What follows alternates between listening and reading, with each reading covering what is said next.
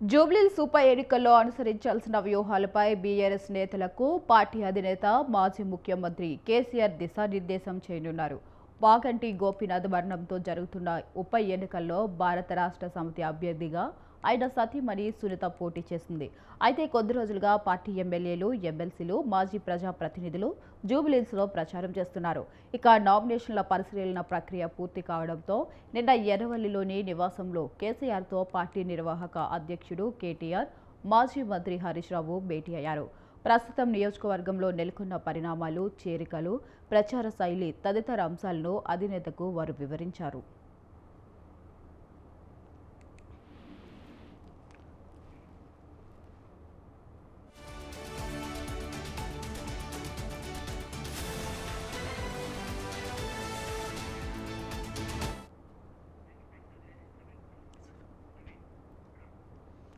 ఎన్నికలకు గడువు సమీపిస్తుండటంతో ఇక నుంచి ప్రచార ఉధృతి పెంచాలని కేసీఆర్ సూచించారు. కాంగ్రెస్ ప్రభుత్వంపై ప్రజల్లో తీవ్ర అసంతృప్తి నెలకొందని, ఉప ఎన్నికల్లో ఆ ప్రభావం కనిపిస్తుందని, బీఆర్ఎస్ అభ్యర్థి విజయం ఖాయమని ఆయన పేర్కొన్నారు. ఇక రానున్న రోజుల్లో ప్రచారం, పోలింగ్ రోజున అనుసరించాల్సిన వ్యూహంపై ముఖ్య నాయకులకు దిశానిర్దేశం చేయాలని నిర్ణయించారు. ఇక ఇందులో భాగంగా ఇవాళ ఎర్రవల్లి నివాసంలో పార్టీ ఎమ్మెల్యేలు, ఎమ్మెల్సీలు, మాజీ ప్రజాప్రతినిధులు, ముఖ్య నేతలతో కేసీఆర్ సమావేశం కానున్నారు. ఇక ఇదే అంశంపై మరింత సమాచారం మా ప్రతినిధి సవిన్ ఫోన్ ద్వారా అందిస్తారు. సవిన్, చెప్పండి. జూబ్లీహిల్స్ ఉప ఎన్నికల్లో బీఆర్ఎస్ పార్టీ అనుసరించాల్సిన వ్యూహంతో పాటు ప్రచారం ఏ విధంగా ఉండాలన్న దానిపైన బీఆర్ఎస్ అధినేత మాజీ ముఖ్యమంత్రి కేసీఆర్ ఎర్రవల్లి నివాసంలో ఈ రోజు బీఆర్ఎస్ పార్టీ ముఖ్య నేతలతో సమావేశాన్ని ఏర్పాటు చేశారు. ముఖ్యంగా ఎన్నికల ప్రచారానికి సంబంధించి ఇప్పటికే డివిజన్ల వారీగా బీఆర్ఎస్ పార్టీ ఇన్ఛార్జీలు నియమించింది. తర్వాత బూత్ల వారీగా, క్లస్టర్ల వారీగా మొత్తం 3 విభాగాలకు సంబంధించి బీఆర్ఎస్ పార్టీ ఇన్ఛార్జీలుగా నియమించింది. ఇందులో ఎమ్మెల్యేలు, ఎమ్మెల్సీలతో పాటు మాజీ ఎమ్మెల్యేలు, మాజీ ఎమ్మెల్సీలు, మాజీ కార్పొరేషన్ చైర్మన్లు, ఇతర బీఆర్ఎస్ పార్టీ నేతలు ఉన్నారు. వీరందరితో ఈ రోజు బీఆర్ఎస్ అధినేత కేసీఆర్ సమావేశం కాబోతున్నారు.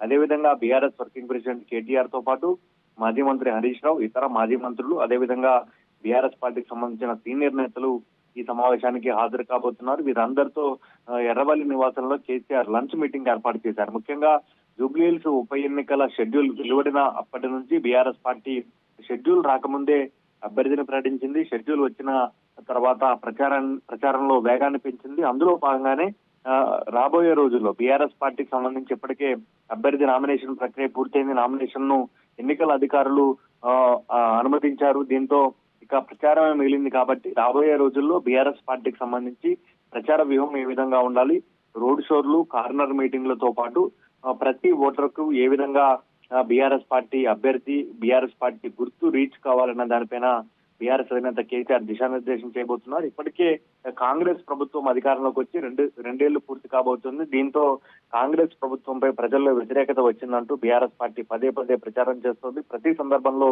బీఆర్ఎస్ ఈ అంశాన్ని ప్రజల్లోకి తీసుకెళ్లే ప్రయత్నం చేస్తోంది. ఇప్పుడు జూబ్లీహిల్స్ ఉప ఎన్నికల్లో సైతం ఇదే అంశాన్ని ప్రజల్లోకి తీసుకెళ్లాలని భావిస్తోంది. ముఖ్యంగా హైదరాబాద్ జిల్లా పరిధిలో ఈ ఎన్నిక జరుగుతుంది.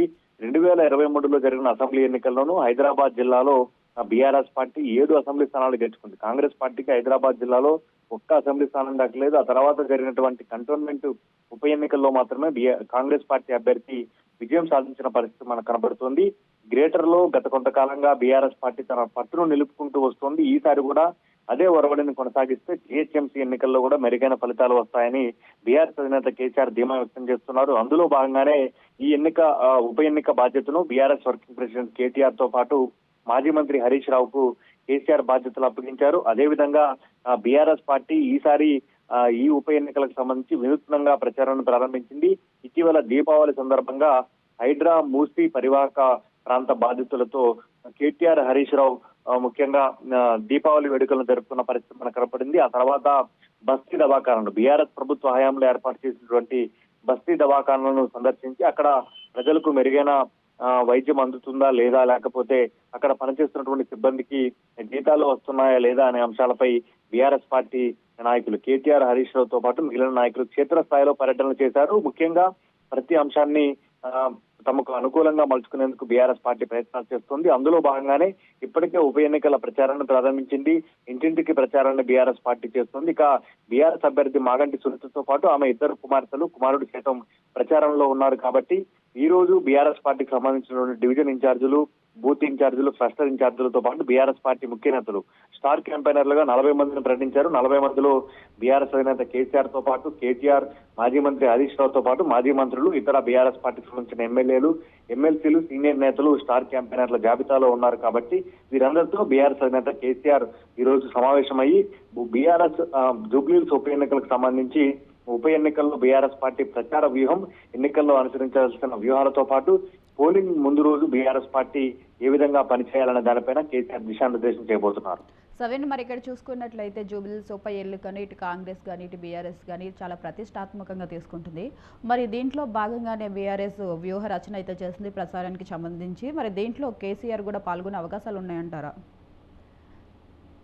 సాధారణంగా ఎవరైనా పార్టీ అధినేతలను ప్రచారకర్తలుగా స్టార్ క్యాంపెయినర్ లో మొదటి పేరు పార్టీ అధినేత పేరు ఉంటుంది. అది కాంగ్రెస్ పార్టీ రిలీజ్ చేసినటువంటి జాబితాలో కూడా పార్టీ జాతీయ అధ్యక్షుడి పేరు ఉంది. ఇప్పుడు బీఆర్ఎస్ అధినేత కేసీఆర్ పేరు కూడా స్టార్ క్యాంపెయినర్ జాబితాలో మొదటి పేరు ఉంది. కానీ ఇప్పటి వరకు పార్లమెంట్ ఎన్నికల తర్వాత కేసీఆర్ ఇప్పటి వరకు బయటకు రాలేదు. ఎక్కడ కేసీఆర్ రాష్ట్రంలో ఉన్నటువంటి సమస్యలపై బయటకు వచ్చి మాట్లాడలేదు. కేటీఆర్, హరీష్ రావు మాత్రమే రాష్ట్ర వ్యాప్తంగా పర్యటన చేస్తున్నారు. ఇప్పుడు జూబ్లీహిల్స్ ఉప ఎన్నికల్లో కూడా చివరి వరకు కేసీఆర్ ప్రచారానికి వస్తారా లేదా అనే సందిగ్ధత నెలకొని ఉంది. దాదాపు బీఆర్ఎస్ పార్టీ వర్గాల నుంచి అందుతున్న సమాచారం మేరకు ఒకవేళ కేసీఆర్ వస్తే చివరి 2 రోజుల్లో ఒక రోజు వచ్చి ఒక కార్నర్ మీటింగ్ లో పాల్గొనే అవకాశం ఉన్నట్లుగా తెలుస్తుంది. ఒకవేళ రాకపోతే కేటీఆర్, హరీష్ రావు మాత్రమే ఈ ఉప ఎన్నికల బాధ్యతలు తీసుకుంటారు. ఎందుకంటే జరుగుతుంది ఉప ఎన్నిక కాబట్టి ఈ ఉప ఎన్నిక బాధ్యతను ముఖ్యంగా గతంలో బీఆర్ఎస్ అధికారంలో ఉన్నప్పుడు హైదరాబాద్ నగరానికి సంబంధించి బీఆర్ఎస్ పార్టీ వ్యవహారాలు, ప్రభుత్వ వ్యవహారాలను కేటీఆర్ దగ్గరుండి చూస్తున్నారు. కాబట్టి ఈ ఉప ఎన్నికల బాధ్యతను కూడా కేటీఆర్ కు అప్పగించినట్టుగా తెలుస్తుంది. మరోవైపు మాజీ మంత్రి హరీష్ రావు కూడా ఇప్పటికే ఉప ఎన్నికలకు సంబంధించి ఇంటింటి ప్రచారం చేశారు, బైక్ ర్యాలీ చేశారు. కాబట్టి ఈ ఇద్దరు నేతలకే, ముఖ్య నేతలకే బీఆర్ఎస్ అధినేత కేసీఆర్ ఉప ఎన్నికల బాధ్యతను అప్పగించినట్టుగా తెలుస్తోంది. దాదాపు కేసీఆర్ ఈ జూబ్లీహిల్స్ ఉప ఎన్నికల ప్రచారానికి రాకపోవచ్చనే అంశం మాత్రం బీఆర్ఎస్ వర్గాల్లో పెద్ద ఎత్తున చర్చ నడుస్తుంది.